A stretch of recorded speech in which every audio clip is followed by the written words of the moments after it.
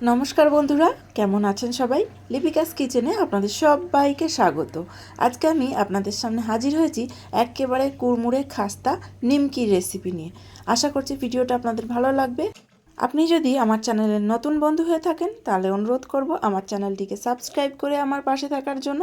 আর আপনি যদি আমার এই ভিডিওটা ফেসবুক থেকে দেখে থাকেন তাহলে অনুরোধ করব আমার পেজটিকে ফলো দিয়ে আমার পাশে থাকার জন্য। তাহলে চলুন এবার রেসিপিটা শুরু করা যাক।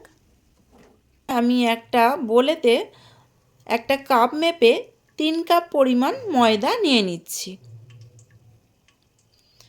এবার এর মধ্যে দিয়ে দিচ্ছি স্বাদ মতো লবণ। এখানে আমি 1 চা চামচ লবণ ব্যবহার করলাম। দিচ্ছি 2 চা চামচ চিনি আর দিয়ে দেব 2 চা চামচ কালো জিরে। এবার দিচ্ছি বড় চামচের 5 চামচ রিফাইন্ড অয়েল। এখানে রিফাইন্ড অয়েলটা একটু বেশি দিচ্ছি, কারণ রিফাইন্ড অয়েলটা একটু বেশি হলে তবেই নিমকিটা খাস্তা হবে।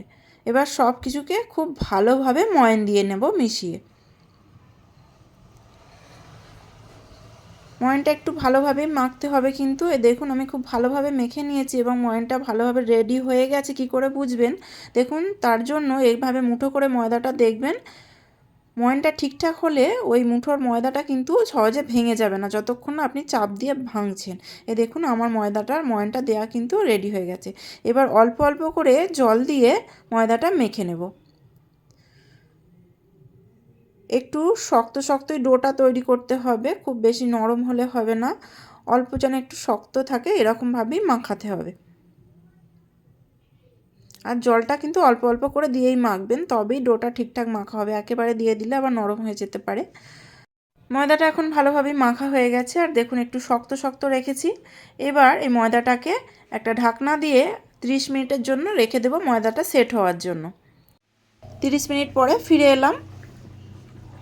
দেখুন ময়দাটা এখন কীরকম হয়েছে, অনেকটা কিন্তু সফট হয়ে গেছে। এখন এই ময়দার ডোটাকে একটা রুটির আকারে বেলে নেব।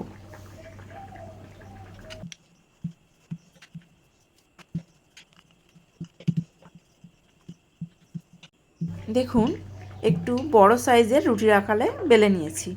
এবার এর উপরে অল্প একটু তেল মাখিয়ে দিচ্ছি হাতের সাহায্যে। আপনারা চাইলে ব্রাশ দিয়েও মাখিয়ে নিতে পারেন। আপনারা ইচ্ছে করলে ঘিও দিতে পারেন, ঘি দিলে ভালো টেস্ট হবে, মুচমুচেও হবে। এখন এর উপরে ছড়িয়ে দিচ্ছি কর্নফ্লাওয়ারটাকেও হাত দিয়ে ভালো করে উপরে মাখিয়ে দিচ্ছি। এবার রুটির থিকনেসটাও একবার দেখে নিন।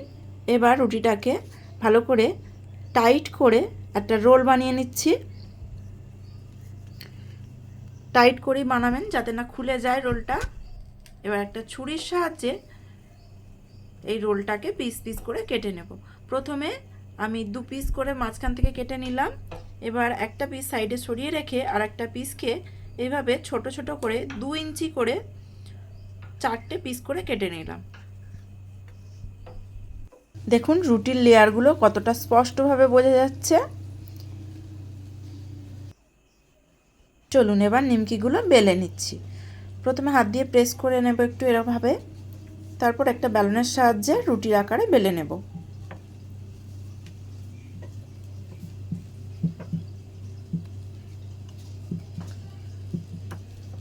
বেলা হয়ে গেলে হাত দিয়ে একটু তেল মাখিয়ে দিলাম, এরপর একটু কর্নফ্লাওয়ার ছড়িয়ে দিলাম, ভাঁজ করে নিলাম। আবারও একটু তেল দিয়ে কর্নফ্লাওয়ার ছড়িয়ে দিলাম, আবারও একটা ভাঁজ করে নিলাম। এবার বেলনের সাহায্যে একটু বেলে বাড়িয়ে নেব।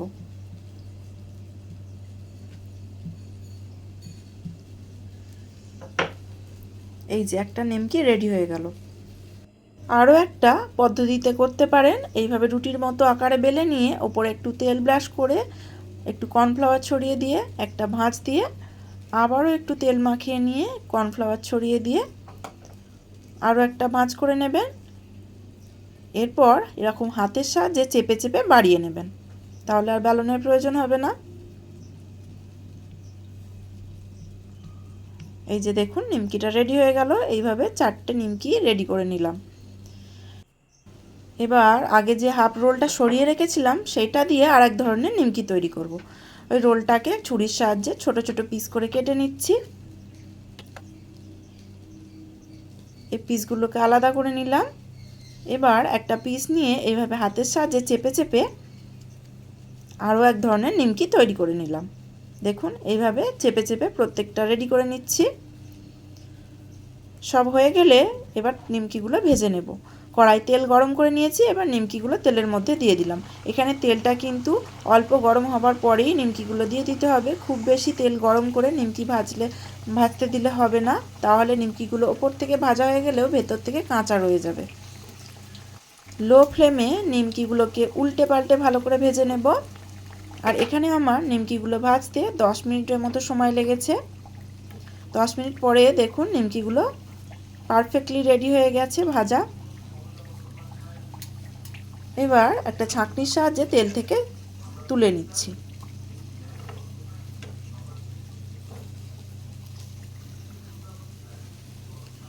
ভালো করে নিমকি থেকে তেল ঝাড়িয়ে নেবেন।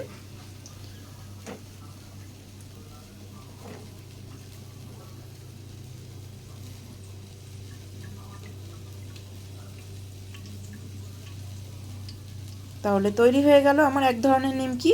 আরও এক ধরনের নিমকি এবার ভেজে নেব। এই যে এগুলো ভাজতে 10 মিনিট লাগবে না, তার আগেই হয়ে যাবে, যেহেতু ওই নিমকিগুলোর থেকে এগুলো পাতলা।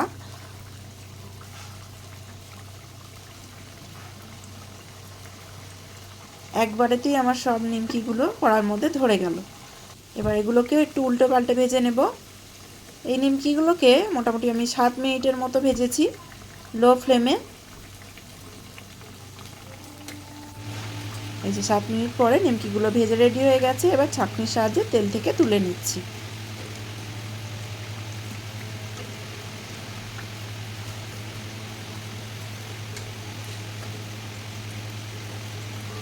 তাহলে দেখলেন তো কত সহজে বাড়িতেই নিমকি বানানো যায়।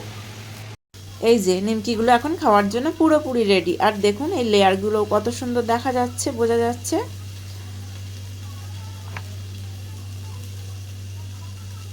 এই নিমকিগুলো দেখুন কত সুন্দর লেয়ারগুলো বোঝা যাচ্ছে।